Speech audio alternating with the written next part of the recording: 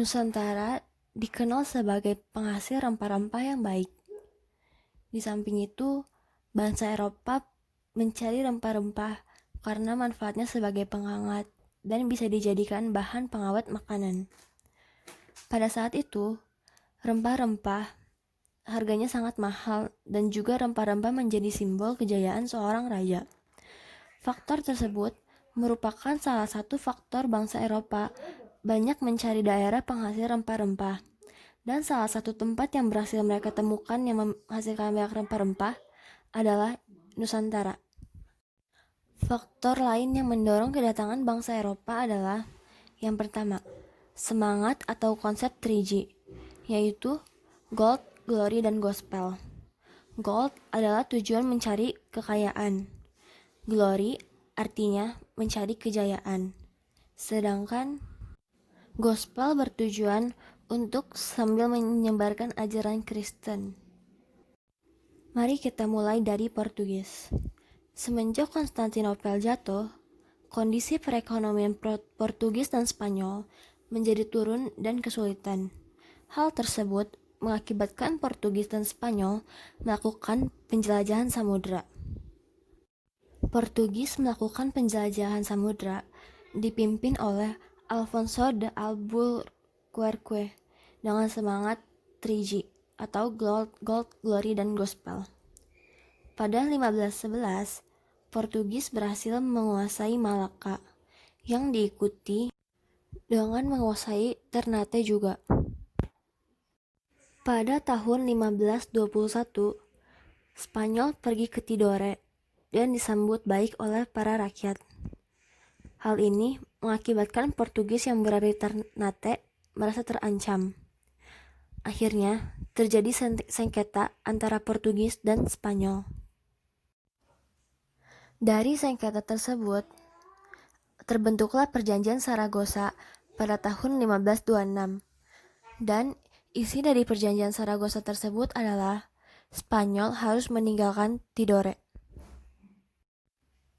Pada tahun 1596, Belanda pertama kali menginjakkan kaki di Nusantara, tepatnya di Banten, di bawah pimpinan Cornelis de Houtman. Sikap Belanda pada saat itu dianggap kurang ramah, ditambah Belanda berusaha memonopoli perdagangan, membuat Sultan Banten saat itu marah, dan akhirnya Belanda diusir dari Banten. Maka dari itu, ekspedisi Belanda kali ini dianggap gagal. Sekitar tahun 1598 sampai 1600, pedagang Belanda mulai berdatangan kembali ke Nusantara di bawah pimpinan Jacob van Eyck, tepatnya di Maluku. Jacob van Eyck berhasil membawa rempah-rempah kembali ke negaranya dan hal tersebut dianggap sebagai sebuah keberhasilan. Pada tanggal 20 Maret 1602, didirikanlah VOC oleh Johan van Oldenbarnevelt. Tujuan VOC adalah: pertama, menghindari persaingan antar pedagang Belanda. Kedua, memperkuat Belanda dalam persaingan dengan bangsa Eropa lain. Ketiga, memonopoli perdagangan rempah-rempah di Indonesia. VOC bukan hanya merupakan kongsi dagang, melainkan menjadi kekuatan politik juga. Salah satu kebijakan VOC yang cukup terkenal adalah kontingenten. Kontingenten adalah kebijakan di mana diterapkannya pajak wajib bagi rakyat Indonesia yang mengharuskan rakyat Indonesia membayar pajak berupa hasil bumi kepada VOC. Namun, VOC bangkrut pada 1799 dikarenakan banyak pegawai VOC yang korupsi. Dengan bubarnya VOC, kekuasaan di Indonesia diambil alih oleh pemerintah kerajaan Belanda yang saat itu dikuasai Prancis. Kerajaan Belanda yang kala itu dipimpin oleh Napoleon mengangkat Gubernur Jenderal Herman Willem Daendels pada tahun 1808 untuk mempertahankan Pulau Jawa dari serangan Inggris. Kebijakan terkenal oleh Daendels adalah sebagai berikut. 1.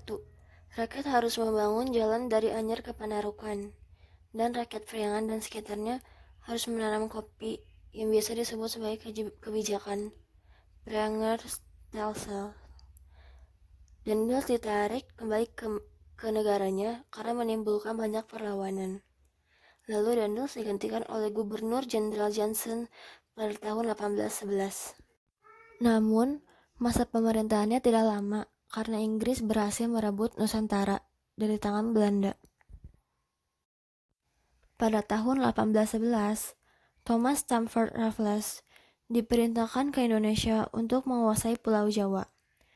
Beberapa kebijakan oleh Raffles yaitu: yang pertama, melarang kerja paksa dan perbudakan, namun mengadakan land rent, di mana petani harus bayar pajak atas pemakaian tanah karena pemilik tanah adalah milik pemerintah. Raffles juga mendirikan kebun raya Bogor dan menemukan bunga Rafflesia arnoldi. Namun, pada 1816, Inggris menyerahkan kembali kekuasaan pada Belanda, dan Belanda mengutus Johannes van den Bosch ke Nusantara. Van den Bosch menerapkan sistem tanam paksa atau kulturstelsel sejak tahun 1830. Pada 1870, tanam paksa dihapus dan diganti dengan politik pintu terbuka yang mengatur tentang kepemilikan tanah pribumi dan pemerintah. Dari sinilah mulai muncul banyak investor asing, terjadi pengembangan usaha perkebunan di luar Jawa, dan sistem kerja paksa diganti dengan sistem kerja bebas. Salah satu bukti perlawanan rakyat di Pulau Jawa adalah Perang Diponegoro atau Perang Jawa. Perang ini dilatar belakangi dengan Belanda ikut campur dengan urusan internal Kesultanan di Mataram. Di sisi lain, Belanda juga sering bersikap tidak hormat kepada budaya dan adat istiadat setempat. Belanda juga mengeksploitasi ekonomi rakyat dengan pajak. Hal yang menjadi puncak kemarahan Pangeran Diponegoro adalah pemasangan patok oleh Belanda untuk pembangunan jalan yang melintasi makam tanah leluhur Pangeran Diponegoro di Tegarejo tanpa seizinnya. Hal tersebut dianggap sebagai penghinaan terhadap Pangeran Diponegoro. Perang Jawa terjadi selama 5 tahun, dari tahun 1825 hingga tahun 1830. Perang ini dipimpin oleh Diponegoro melawan Belanda di bawah pimpinan Jenderal de Kock. Pangeran Diponegoro menggunakan taktik perang gerilya, yaitu dengan melakukan pengelabuan, serangan kilat, dan pengepungan tidak terlihat. Sedangkan Belanda menggunakan taktik benteng sel-sel, yaitu mendirikan benteng di setiap daerah yang dikuasainya untuk memudahkan dan melancarkan komunikasi dan pergerakan pasukannya. Taktik tersebut sukses mempersempit gerakan Pangeran Diponegoro dan pasukannya.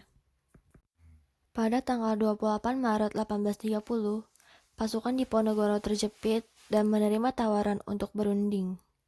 Namun, perundingan tersebut tidak menemukan titik terang, dan akhirnya Pangeran Diponegoro ditangkap dan dibawa ke Batavia, hingga akhirnya diasingkan ke Manado dan dipindahkan ke Makassar. Pangeran Diponegoro wafat di Benteng Rotterdam, Makassar pada tanggal 8 Januari pada tahun 1855.